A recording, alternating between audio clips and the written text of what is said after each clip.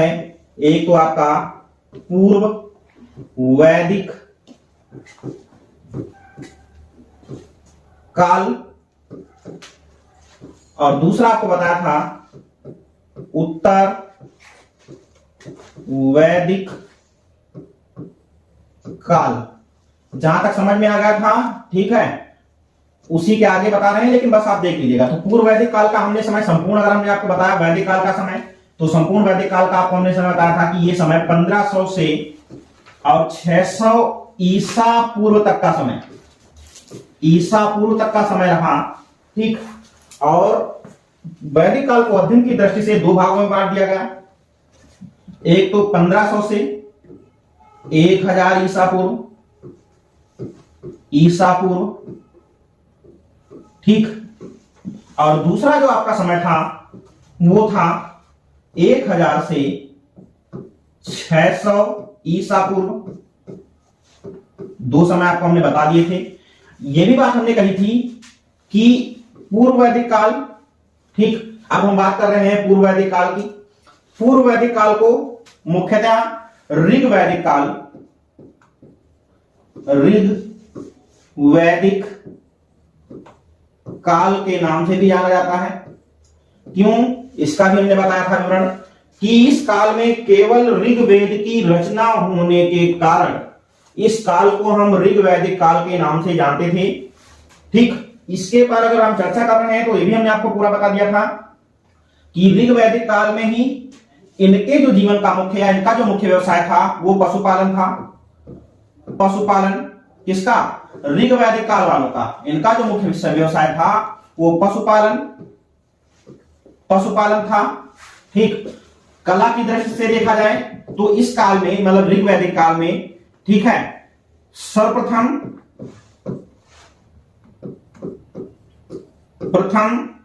कला शब्द का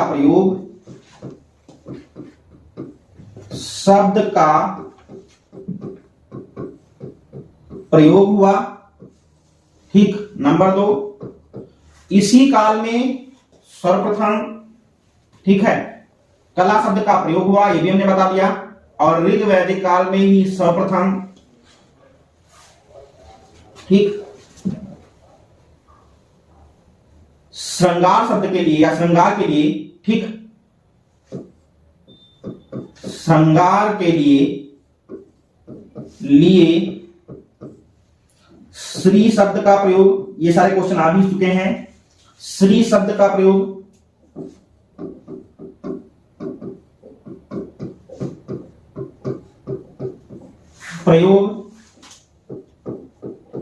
चित्रकार को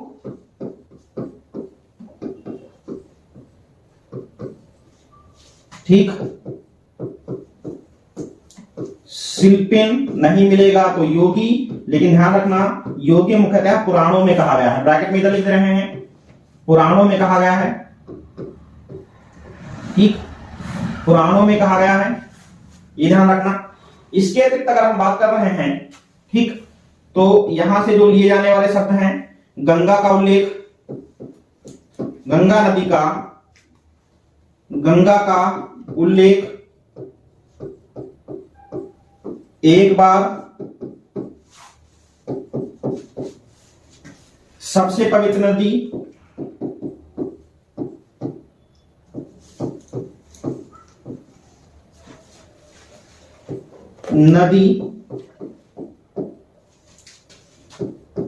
सरस्वती नदी,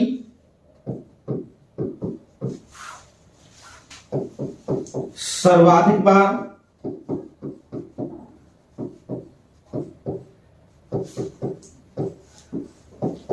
सिंधु नदी का आया है उल्लेख,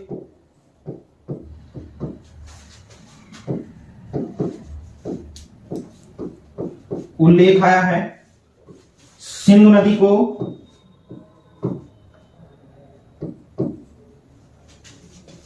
हिरैणी नदी के नाम से, पवित्रता के आधार पर इसको देवी तमा कहा गया है।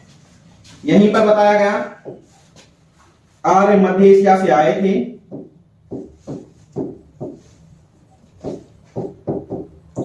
एशिया से चरवाहे, ठीक, चरवाहे के रूप में आए थे। इनका मुख्य रस पेय रस सोम रस था। इनका मुख्य पेय रस सोम रस था,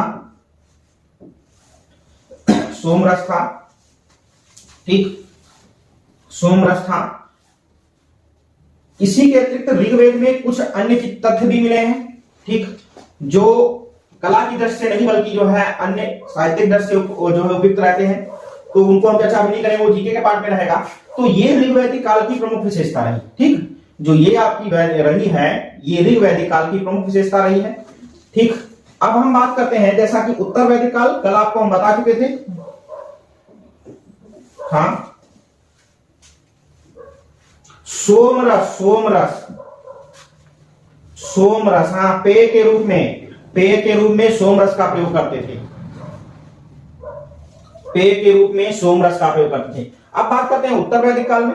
उत्तर वैदिक काल में जैसा कि कल हम चर्चा कर चुके थे इसमें भी, कि शेष 3 रंग जो है वेद कौन कौन से, सामवेद, वेद, यजुर्वेद,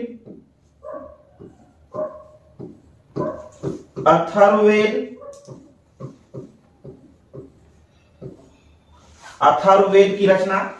यहां पर सबसे ज्यादा जो पूछा जाता है वो सामवेद ही पूछा जाता है, क्योंकि इसको, ठीक, गीत्यात्मक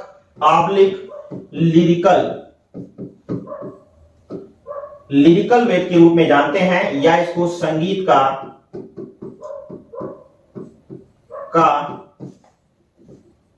जनक कहा जाता है, संगीत का जनक कहा जाता है, ठीक, संगीत का जनक कहा जाता है। इसके अतिरिक्त यजुर्वेद गद्य तथा पद्य दोनों में है।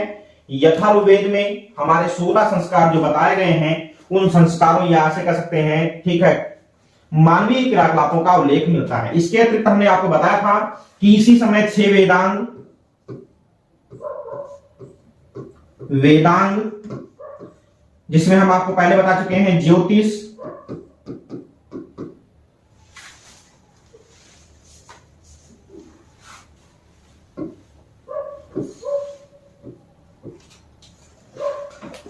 अथर्ववेद में धार्मिक कर्मकांडों का उल्लेख मिलता है, ठीक, ज्योतिष, ठीक, छंद, व्याकरण, शिक्षा, कल्प, निरुक्त, या आपके 6 वेदांग बताए गए। इसी के साथ 18 पुराण,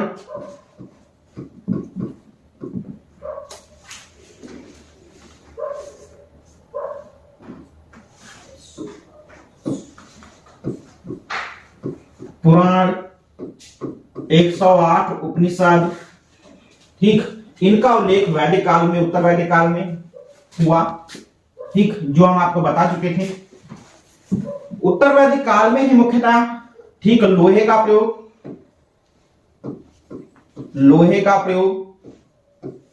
उत्तर वैदिक काल के देन है। पीजीडब्ल्यू उत्तर वैदिक काल की देन है, ठीक। ये सारी बातें कुल मिलाकर के आपको पहले हम समझा चुके एक बार, अभी ध्यान रखना है। जैसे कल हमसे जाते जाते किसी ने पूछा था कि सर बर्तन, ध्यान रखना, बर्तन, हम बर्तन का इतिहास यहीं पर बता रहे हैं कि बर्तन सबसे पहले कच्ची मिट्टी के बर्तन, कच्ची मिट्टी के बर्तन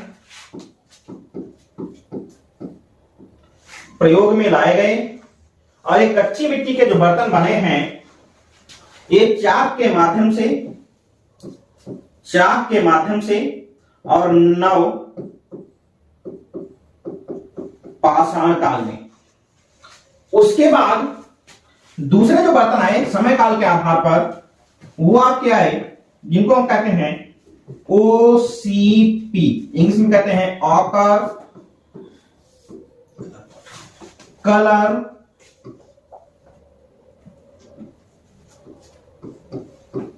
आकर कलर पॉटरी, ओसीपी। ये जो आपकी देन है, ठीक, ये ताम्र काल की है, ताम्र पाषाण काल की। ताम्र पाषाण काल का समय जो हमारा नव पाषाण काल का अंतिम चरण जो 6000 से 3000 माना जाता है, तो उसी में 4000 से 3000 का जो समय होता है वो ताम्र पाषाण काल के लिए नियुक्त कर लिया जाता है। ताम्र पाषाण काल में तांबे के मुख्यतः औजार, पत्थर की जगह पर तांबे के औजारों का बनना प्रारंभ हो गया। क्लियर है? और इसी के साथ में तांबे के औजारों के अतिरिक्त, ठीक, मध्य प्रदेश के गुंजेरिया नामक स्थान से तांबे के 424 यंत्रों का मिलना, मध्य प्रदेश के नवदा कोली से नामक स्थान से जो है तांबे की खान प्राप्त होना, ठीक, महाराष्ट्र में दायमाबाद क्षेत्र से भी तांबे के जो है कुछ यंत्रों का प्राप्त होना, ये हमारे पूरे के पूरे प्रमाण ताम्र पाषाण काल के दर्शाते हैं। और ताम्र पाषाण काल की जो प्रमुख देन है वो अभी मैंने आपको बता दिया कि आकर कलर पॉटरी, ओसीपी है, ध्यान रखना, ओसीपी। अभी क्लियर है? तो ये इस काल में ये जो बने हुए हैं, इस काल में ये कच्ची मिट्टी तो थी, इसको पकाया नहीं गया था, लेकिन इस पे एक विशेष प्रकार की ग्लेज ओप चढ़ा दी गई थी, चमक चढ़ा दी गई थी, इसी के कारण इनको हम ओसीपी कहते हैं। नेक्स्ट आपका आता है पकाई गई मिट्टी के बर्तन, पकाई गई मिट्टी के बर्तन।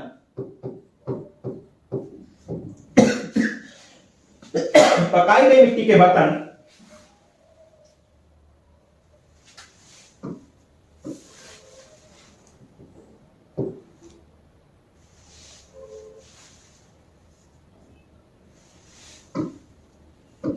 पकाई गई मिट्टी के बर्तन, ये जो आपकी देन है वो है सिंधु घाटी सभ्यता की,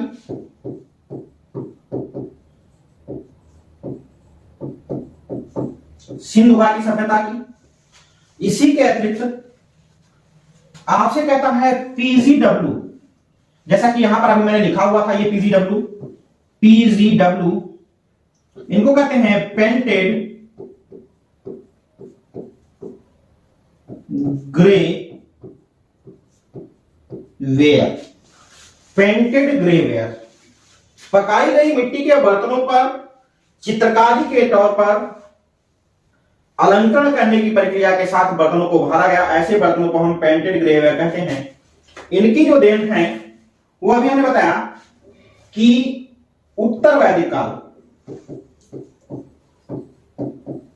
वैदिक काल की है, लास्ट टाइम में, ठीक, north black pottery,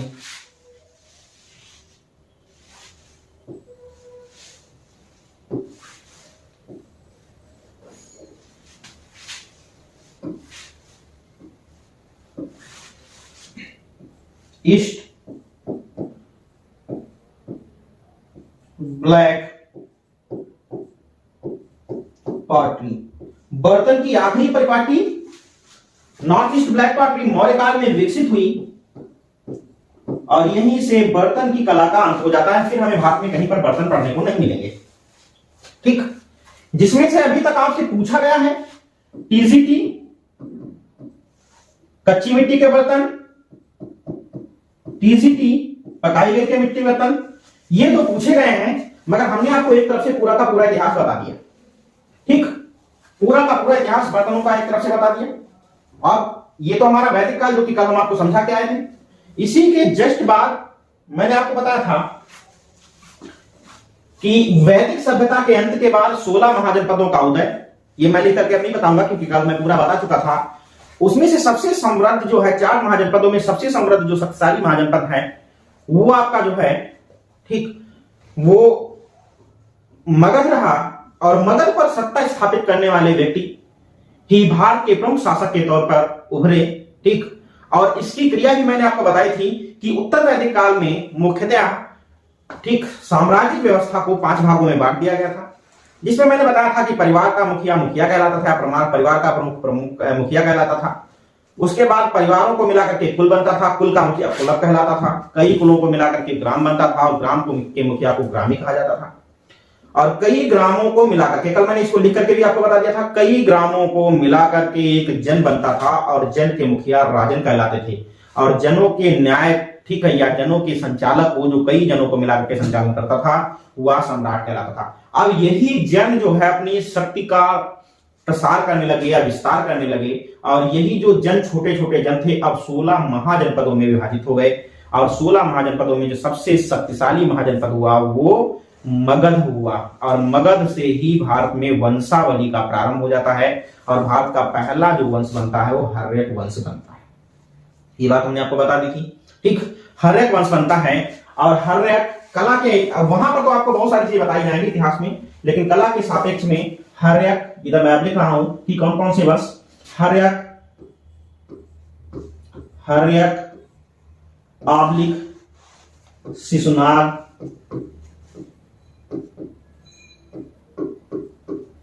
Haryanka Shishunaga oblique नंद वंश के सम्मिलित समय को 727 से 325 ईसा पूर्व के रूप में गिरिजाचर अग्रवाल बुक का नाम है। ठीक, शिल्प दर्शन में यहीं से इसका उठा लिया गया पार्ट। इतने समय 1827 से 325 ईसा पूर्व के समय को प्राक मौर्य काल के रूप में डिवाइड कर दिया जाता है। और इस काल में कोई विशेष उन्नति नहीं होती है, केवल कुछ चीजों का ही हमें जो है प्राक मौर्य काल में विवरण मिलता है। ठीक, वो है क्या क्या, उनकी बातें हम चर्चा कर लें थोड़ा सा।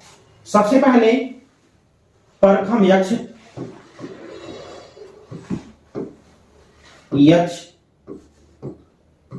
मथुरा के समीप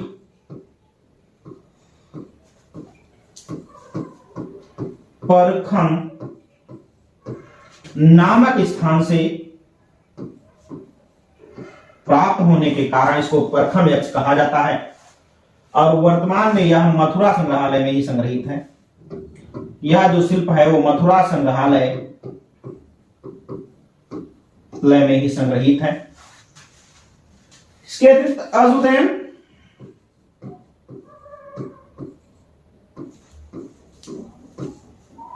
आब्लिक दूसरा है, ठीक, नंदिवर्धन,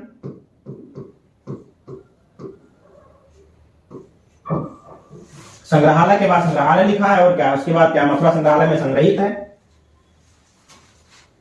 अजुदैन तथा नंदिवर्धन की प्रतिमाएं प्राप्त हुई हैं। अजुदैन तथा नंदिवर्धन की प्रतिमाएं दोनों की दोनों कलकत्ता संग्रहालय में,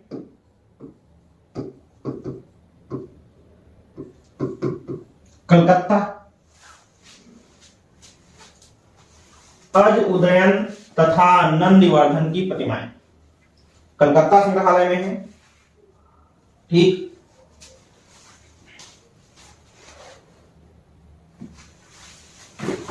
इसके अतिरिक्त यहां से तीन अन्य प्रतिमाएं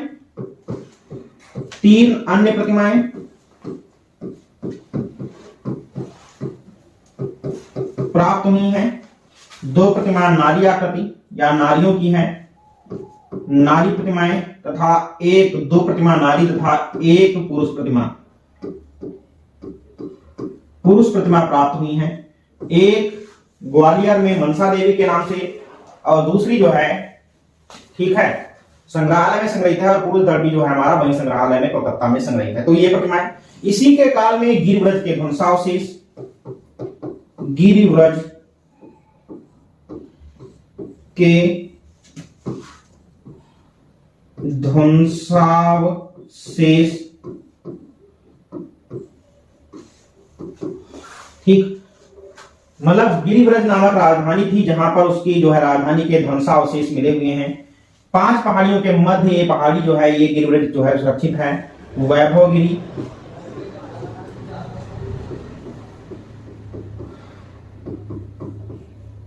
विपुलगिरी,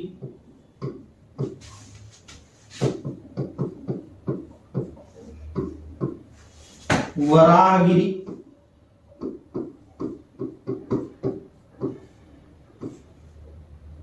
वृषभगिरी,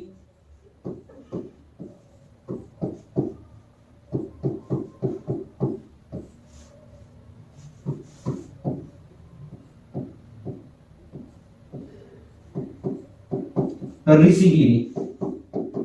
ठीक, तो ये प्रकार इसी के साथ में पिपरहवा का स्तूप और कुछ अन्य चीजों की भी चर्चा हम करेंगे। तो इस तरीके से हमको जो मिला वो हरेक वंश के अंतर्गत चीजें प्राप्त हुई। ठीक, शॉर्टली समझाते जा रहे हैं मध्यकाल तक का इतिहास चलता कहां तक है, उसी चीज को मैं भी आप बता रहा हूं। अभी मैंने लिखाना कुछ प्रारंभ नहीं किया है। एक बार हम मध्यकाल का इतिहास समाप्त करेंगे, फिर हम आपको प्रागैतिहासिक छुड़ा करके सिंधु घाटी सभ्यता बताएंगे। इसके बाद जो हमारा आता है वो आता है मौर्यकाल। मौर्यकाल, मौर्यकाल। ठीक, समय जैसा कि भी आपने लिखा ही था 325 से 184 ईसा पूर्व का समय मौर्य काल के अंतर्गत आता है। ठीक, नंद वंश के शासक अंतिम शासक घनानंद को हराकर चंद्रगुप्त मौर्य ने मौर्य वंश की नींव डाली और यहीं से ठीक भारत में एक विशाल ठीक है धार्मिक वैभव तथा स्थापत्य के विवरण का प्रारंभ माना जाता है। अब यहां से मुख्य ध्यान देना, मौर्य काल में सम्राट अशोक के क्रमांक में, हालांकि इससे पहले ठीक चंद्रगुप्त मौर्य, चंद्रगुप्त मौर्य का लकड़ी का महल, ठीक लकड़ी का महल जो है वो गया बिहार में है। यहां पर रनिवासा बनाया गया था। इसकी खोज जो स्पूनर ने की थी। ठीक, स्पूनर ये पहला स्थापत्य का दायरा है, लेकिन ये आपको कला की बुकों में नहीं बल्कि केवल और केवल लूसेंट या जो है इतिहास की बुकों में मिलेगा। दूसरा जो काल हमारा यहां पर आता है मौर्य काल का सबसे प्रतापी शासक जो हुआ वो अशोक हुआ। ठीक, अशोक हुआ। अशोक ने धार्मिक बौद्ध धर्म के प्रचार पर 3 पक्ष दिए। एक तो नंबर 1 शिलालेख, शिलालेख,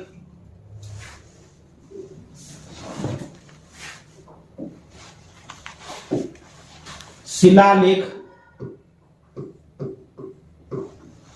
नंबर 2 स्तंभ लेख,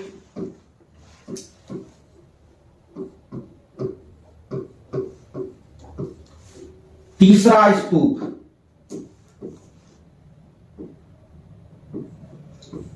इन 3 माध्यमों में अशोक ने बौद्ध धर्म का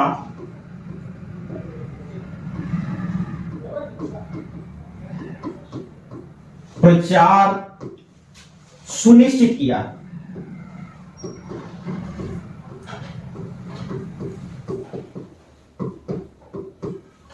बौद्ध धर्म का प्रचार सुनिश्चित किया। जैसा कि मैंने पेपर हल करवाया था और पहले ही पेपर में पहला ही क्वेश्चन कहा था, तो ध्यान रखना कि तिब्बती इतिहासकार लामा तारानाथ ने चित्रकला का, ये तो हमने स्थापत्य कला के 3 प्रारूप अशोक के काल में बताए, और चित्रकला के 3 प्रारूप जो बौद्ध चित्रकला के 3 शैलियां बताई, ये स्थापत्य या वास्तुकला की शैली में वास्तुकला का जो है निर्माण बताया। अगर चित्रकला की बात करता है, चित्रकला की, तो चित्रकला में 16वीं सदी के इतिहासकार लामा तारानाथ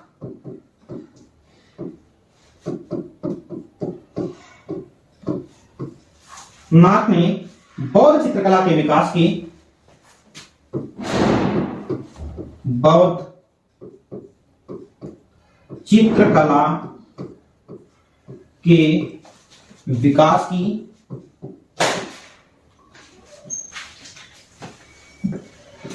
विकास की 3 शैलियां माना है। नंबर 1 देव शैली,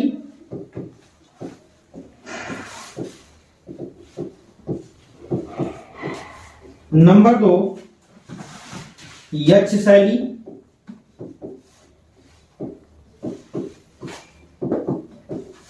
नंबर 3 नाग शैली। चित्रकला में इनका उल्लेख बताएंगे। अभी हम टॉपिक चल रहे हैं। तो अभी हम वास्तुकला में जो चीजें हैं इसमें से सबसे पहले शिलालेख, जिसमें गिरनार का लेख, ठीक, गिरनार का लेख, लौरिया नंदनगढ़ का शिलालेख,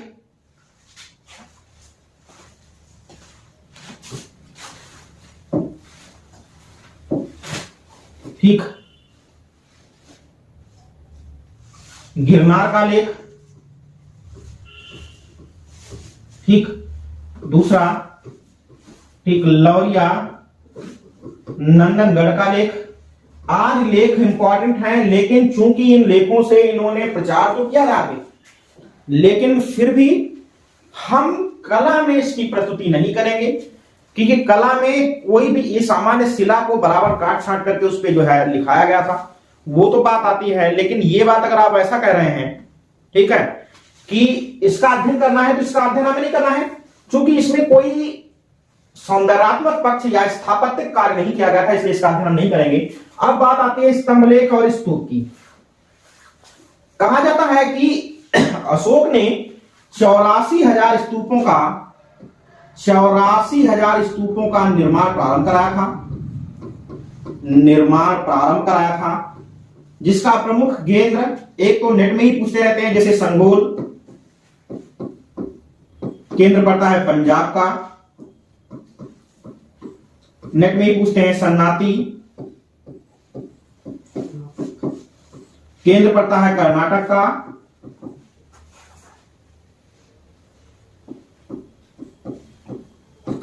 का, इसी के साथ ही आपका जो है गांधार,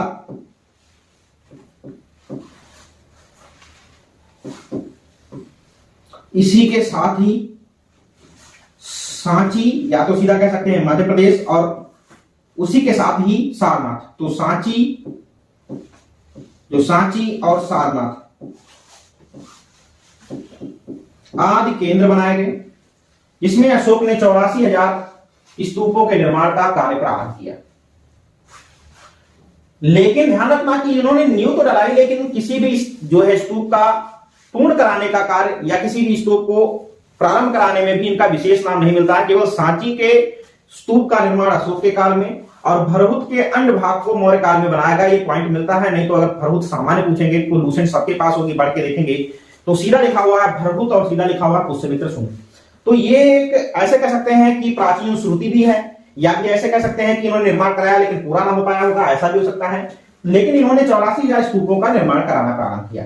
ऐसे ही अब ये बात करते हैं, ऐसे ही स्तंभ लेख, इन्होंने स्तंभ लेख बनवाए। स्तंभ लेखों में तो इनका सबसे ज्यादा फेमस आपको पता होगा कि सारनाथ का स्तंभ लेख हर भारत में आता, लाइन कैपिटल। केवीएस के लिए तो बिल्कुल आप ये जान के रखिएगा, रामबाण है, चुनार बलुआ पत्थर में बनाया गया है, ठीक। शेरों को उकड़ू बैठे हुए दिखाया गया। कक्षा 6 फीडबैक देना चाहते हैं तो कक्षा 6 की, ठीक, एनसीईआरटी मानक पर प्राइमरी की किताब है, जिसमें साफ साफ लिखा हुआ है और उसको कोई काटेगा भी नहीं, ठीक, कि जो है ये शेर उकड़ू बैठे। जैसे अभी आप पूछने लगे सर इसका प्रमाण कहां लिखा है, तो कक्षा में बता भी देता हूं कि कहां कहां पर रहेगा। एनसीईआरटी की बुक कक्षा 6 से उठा लीजिएगा, सारनाथ के स्तूप में साफ साफ ये प्रमाण मिलता है कि यहां पर सिंह उकड़ू बैठे हुए हैं, ठीक। तो इस तरीके से तो सबसे पहले तो हम जैसे अभी आपको सारनाथ, लौरिया नंदनगढ़ का, इसी के साथ रपुरवा का वृषभ स्तंभ, ठीक, सिंह स्तंभ, ठीक, इसी के बाद जो है ठीक बसाड़ बिहार, ठीक है, चंपारण का जो है स्तूप, ये सारे स्तूप जो है स्तंभों की चर्चा करेंगे। लेकिन ये हम आपको उस समय बताएंगे जब हम आपको अभी पढ़ा लेंगे। हम एक बार आपको केवल रिवाइज करवाना चाहते हैं कि कौन सा काल चल रहा है। तो ये तो हमारे स्तूप हो गए, स्तंभ हो गए। स्तंभ को जरा सा एक बार संरचना तौर पर देख ले रहे हैं ताकि आपको याद हो जाए थोड़ा थोड़ा, और उसके बाद जब हम पढ़ाएं तो आपको अच्छे से इसको कवर में जो है कवर अप मिल पाए। तो अब स्तंभों को निर्माण के आधार पर इस तरीके से बांट दिया गया है, सबसे पहले तो दो भाग होते हैं। नंबर एक, ऐसे खींचा गया ये भाग जो आपका है, ठीक, ये वाला भाग इस तरीके से, इसको कहते थे, ठीक, ये जो भाग हमने बताया है इसको कहते हैं लाट, इसको कहते हैं लाट। और उसके बाद ये, और उसके बाद यहां से उल्टा कमल की आकृति बनाई गई है।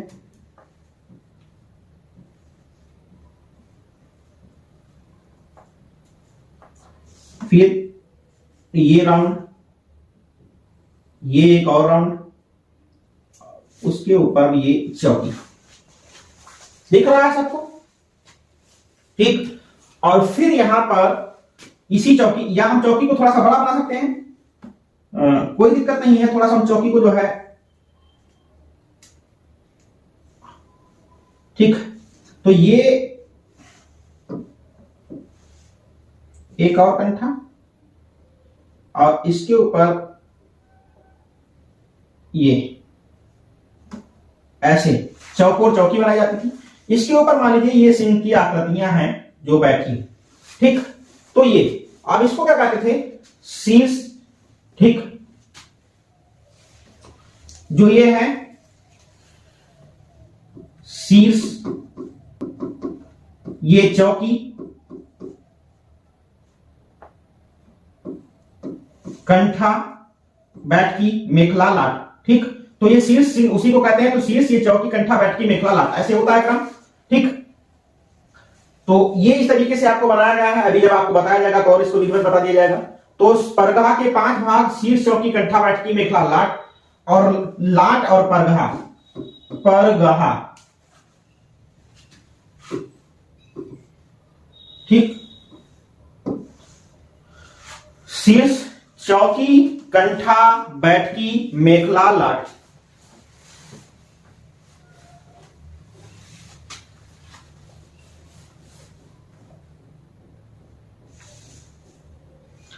ठीक,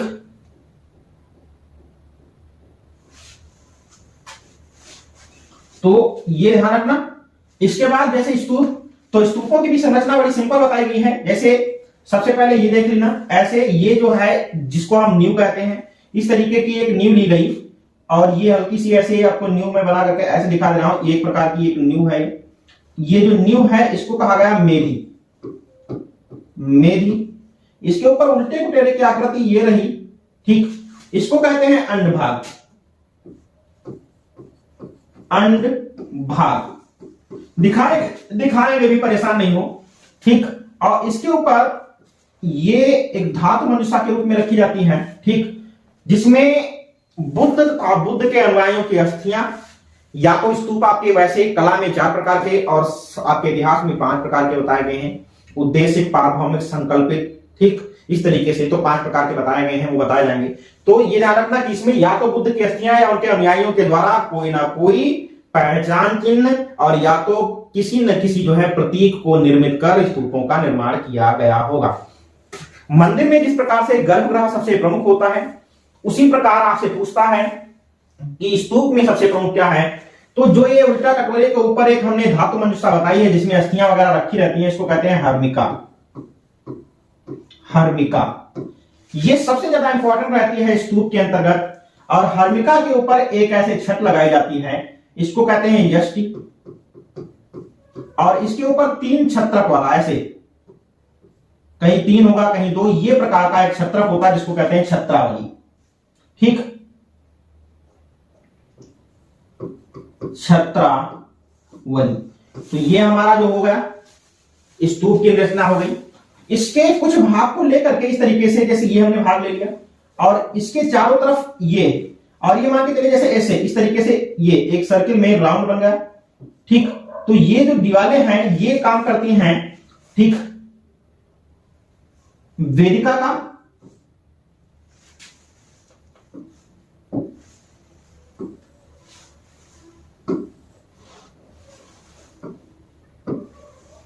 वेदिका का,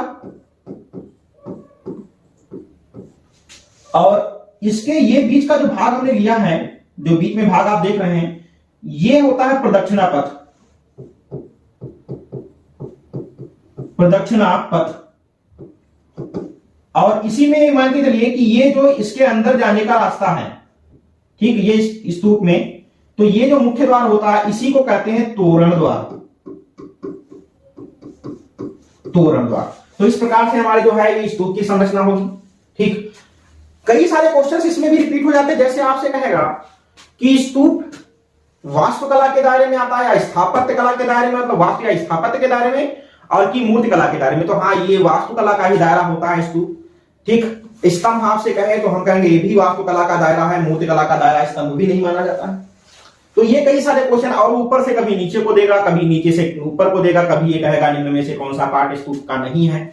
इस तरीके के कई सारे क्वेश्चंस रिपीट हो जाते हैं। ठीक, तो इनको अच्छे से याद कर लेना है। तो इस तरीके से मौर्य काल में जो चीजें हुई, और मौर्य काल में वास्तुकला के दायरे में, और इसी के साथ में ही बौद्ध वास्तुकला तो मैंने बता दी, लेकिन अन्य बौद्ध जो है वास्तुकला के दायरे में चीजें भी हो रही, और साथ में प्रस्तर कृतियों का भी निर्माण जो है रहा है, जिसमें से सबसे इंपॉर्टेंट आपकी दीदारगंज अच्छी है, जो पटना संग्रहालय में वर्तमान में संग्रहित है, जिसको चावर धारणी के नाम से जानते हैं। मौर्य काल में जितना भी कार्य हुआ है वो सारा का सारा चुनार बलुआ पत्थर से ही हुआ है, ये भी ध्यान रखने वाली बात है। इसी के साथ कालसी शिला प्रज्ञापन कहां थी, धौली चट्टान कहां थी, ठीक है, ये सारी प्रस्तर कृतियां, और इसी के साथ में जो आपके हैं, ठीक, वो लोमस ऋषि की गुफाएं, ठीक, जिसको हम पराबर की पहाड़ी गुफाएं कहते हैं। इसी काल में, अशोक के काल में अर्थात मौर्य काल में निर्मित ये भवन है, जिसको हम पहाड़ी गुफाओं के नाम से जानते हैं। सबसे पहले आपको हमने बताया पराबर की पहाड़ी गुफाएं।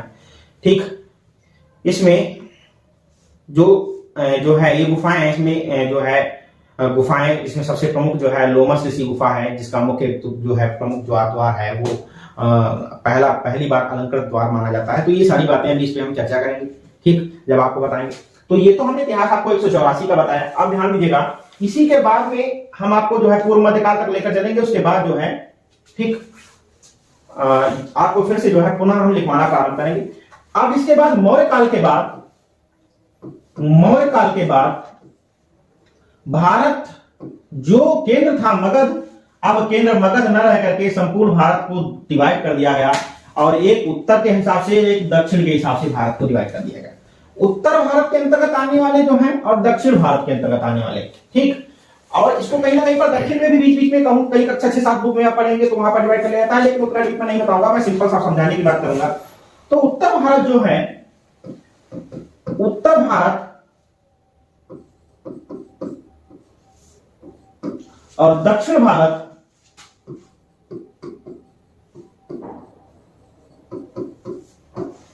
इसके हिसाब से अगर देखा जाए तो उत्तर भारत में जो मौर्य काल के बाद जो है इसके अवशेषों पर उदित जो है अन्य राज्य या हुए, उसमें सुंग वंश,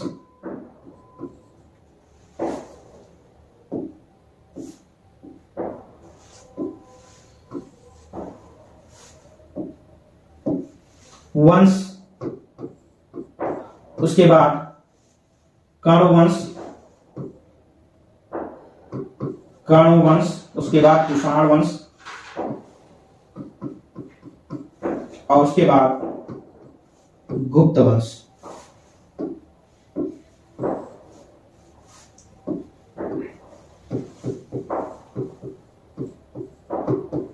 गुप्त वंश, इन सबका समय लगभग 250, और इधर भी आपका जो समय माना जाता है 250 से 300 मान लिया जाता है, और इनका जो समय माना जाता है वो लगभग में वही 300 से लगभग 320 भी रहता है कहीं पर, वो अलग मैं लगभग ही बता रहा हूं, से 600, ठीक, ईस्वी तक का समय माना जाता है। ये हमने बताया 184 से टोटल अगर देखा जाए तो 184 से 72 से उसके बाद कुछ समय तक कर्ण और उसके बाद एक कुषाण रहता है। तो ऐसा कह सकते हैं कि 184 ईसा पूर्व से 250 ईस्वी तक के तीन राजवंश, और इतने में इधर गुप्त काल, और इसी साथ में ही दक्षिण में कुछ समय के बाद इधर सातवाहन, और उसके बाद सातवाहनों के बाद वाकाटक शासकों का शासन मान लिया जाता है, और इनका भी समय लगभग 250, और इनका भी समय वही 250 से, ठीक, जो आपका रहता है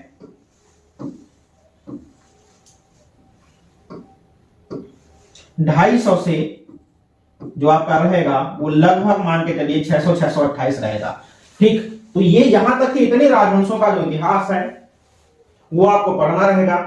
और ये सारा का सारा इतिहास प्राचीन राजवंश के अंतर्गत या प्राचीन इतिहास के अंतर्गत आता है। ठीक है, प्राचीन इतिहास के जितना भी हमने बताया, शुंग, कण्व, कुषाण, गुप्त, सातवाहन, वाकाटक, इन सब का जो समझ आएगा वो कहीं ना कहीं पर पूरा का पूरा 600 ठीक है ईस्वी तक चलाएगा। और संपूर्ण काल को हम प्राचीन भारतीय इतिहास के अंतर्गत पढ़ते हैं। शुंग काल में जो परंपरा मौर्य काल में अशोक ने डाली थी उसकी मजबूती का कार्य शुंग काल में हुआ। कण्व काल में हमें कोई विशेष मिलेगा नहीं, क्योंकि ये यवन, कण्व, पहलव ये सब हमारे इंडो यूनानिक शासन थे, 4 शासक हुआ करते थे हमने बताया। ठीक, शुंग के बाद कण्व, पहलव, कुषाण और यवन, ये 4 जो राजवंश रहे हैं ये इंडो यूनानी रहे थे, मतलब यूनान से आए हुए इंडिया में शासक। तो इनके काल में जो अन्य कृत्य हुए, लेकिन स्थापत्य कोई कार्य नहीं हुआ, ना तो पहलव के में हुआ था ना तो यवन वालों में हुआ था। यवन वगैरह में जब आप इतिहास में पढ़ेंगे तो प्रदा प्रथा का प्रारंभ, समय सारणी का निर्माण, समयों का जो है विभाजन, ये सारी बातें, राशियां, ये सब उनकी मिलेंगी। लेकिन इसके अतिरिक्त जो है आपका कोई भी कार्य नहीं मिलेगा। अर्थात हमको यहाँ पर पढ़ना है शुंग के बाद सीधा कुषाण काल। कुषाण काल में आपका स्थापत्य काल बहुत ज्यादा रहा है, इसी समय बुद्ध की मूर्तियों का निर्माण प्रारंभ हुआ। ठीक है, तो ये हमको पढ़ना है। उसके बाद हमको गुप्त काल पढ़ना है और उधर आपका सातवाहन और वाकाटक पढ़ना है। ठीक है, तो ये चीजें हमको अब पढ़नी है, इतना। ठीक, अब जो है हम टॉपिक ये आपको पूरा क्लियर करके लाए कि अब हम आपको जो है पढ़ाएंगे वो प्राचीन इतिहास को यहां तक लेकर के आएंगे। ठीक है, और प्राचीन इतिहास में सबसे पहली अब जो हेडिंग हमारी पढ़ने वाली है वो हेडिंग पढ़े जाकर के सिंधु घाटी सभ्यता। जैसा कि बैक में सिंधु घाटी सभ्यता कल हम उसको बता के चुके हैं। ठीक, सिंधु घाटी सभ्यता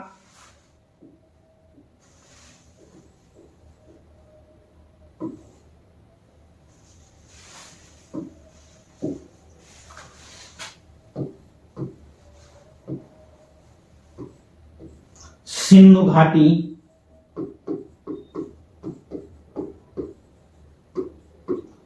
सभ्यता, सिंधु घाटी सभ्यता। ठीक है, ये जो है अब नेक्स्ट कल आपका जो टॉपिक प्रॉपर स्टार्ट होगा वो सिंधु घाटी सभ्यता से लिखाया जाएगा और यहीं से जो है आप कल आपका नोट्स क्लियर होगा। ठीक है, और आज यहीं पर जो है हम इसको छोड़ रहे हैं। कल से आपका प्रॉपर लिखना स्टार्ट करिए। आज मैंने समझाने का कार्य आपको